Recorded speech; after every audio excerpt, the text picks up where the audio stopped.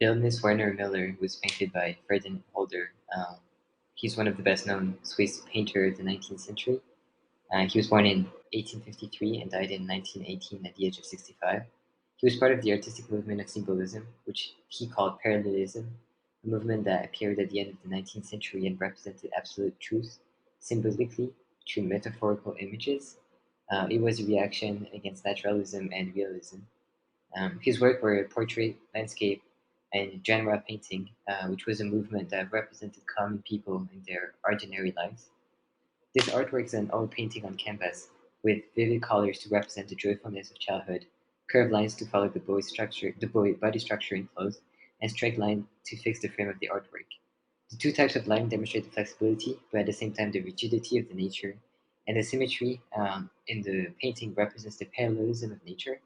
It is a portrait of Werner Miller, a boy at that time who then became an artist. The painting is also a symbolic representation.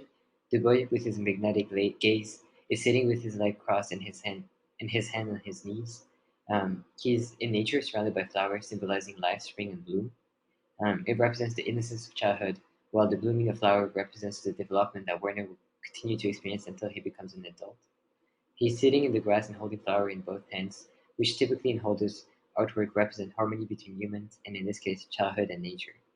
Moreover, children are often considered as being happy, enthusiastic, and innocent, while adulthood is often represented with stress, work, and, in general, more melancholic attributes. Um, Halder transmits to the audience a sense of lightness and thoughtlessness linked with childhood to realize that adults are often not living for happiness, but for social status and financial stability.